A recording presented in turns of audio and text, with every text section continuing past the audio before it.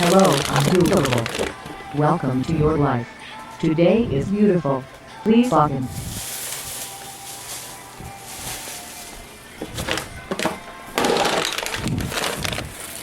Ejected.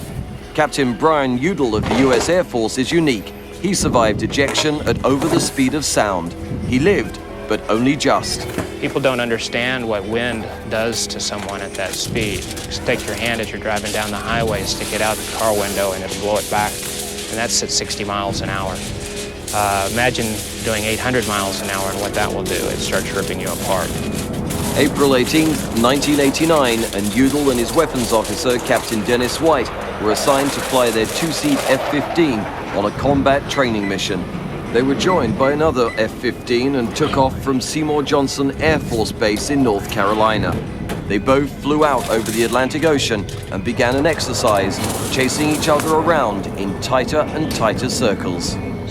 My goal was just to do a nice 360-degree around-the-circle turn. I get about 90 degrees through the turn, we started hearing wind rushing over the canopy. And it was like, what's going on? We were going up over 600 knots at this point, right at the verge of supersonic. In a split second, Udall realized he was losing control of his F-15. I didn't know if I was upside down or right side up. I had no way of telling where the nearest horizon was. From 17,000 feet to 10,000 feet went by in about 5 seconds. When I saw 10,000 feet go by and we're now supersonic, coming up on 800 miles an hour, I commanded a bailout. Udall and his navigator pulled the handles of their ejection seats, not knowing if they'd hit the water before their chutes opened. I got in a body position, pulled the handles, and in that length of time, another 4,000 feet went by. There's no cat. I want my cat. I left the cockpit at 3,000 feet, and I got my parachute at less than 1,000 feet.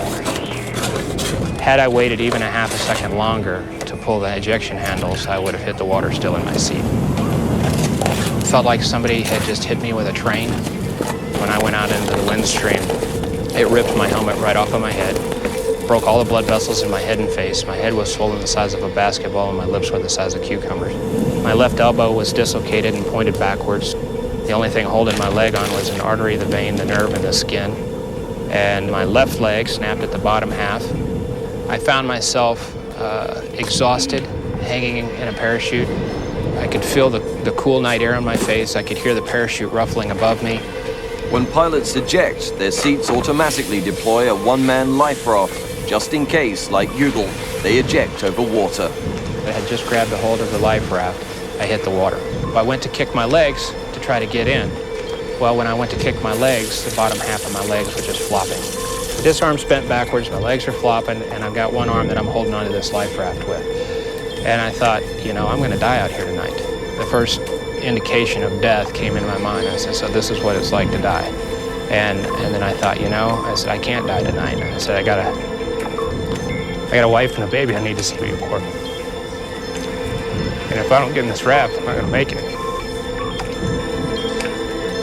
He knows that he has only minutes to climb into his life raft before the freezing ocean kills him. I stopped everything. I started praying. I said, God, I need some help. I tried one more time to get in the raft just by using my one arm without kicking my legs, and I managed to get right in. It took seconds for Udall to eject and hit the water, but it took 4 long hours for the first search and rescue planes to find him. At this point, I'm thinking I'm going home.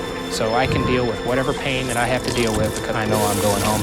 Up until now, he'd only been concerned with his own survival. When he finally reached hospital, his thoughts turned to his navigator. The next day, around noon, they came in and they told me that they had found his body. That he had been killed instantly upon ejection. And that was a tough thing. When you make that decision to eject, you're doing it to try to save your life. And when one guy doesn't make it, it's pretty tough.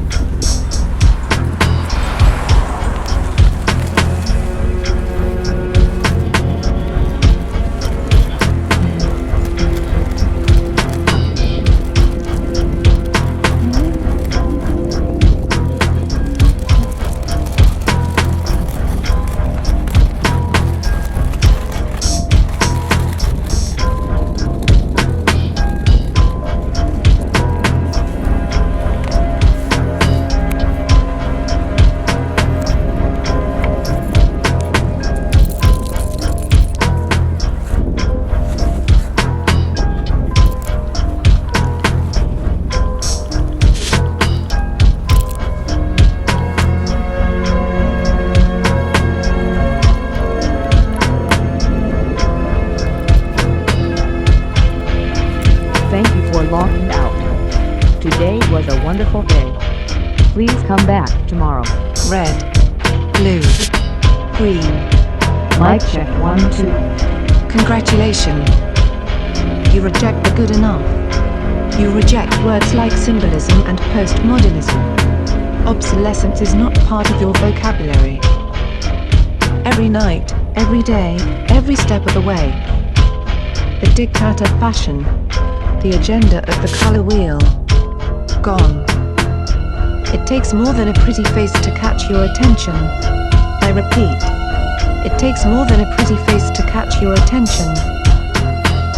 Good. That is very good. We are source decoded. For you. For the most perfect moisturizer. The most advanced cosmetic lineup. Scientifically proven, scientifically tested. For you. Congratulations. Calibration completed.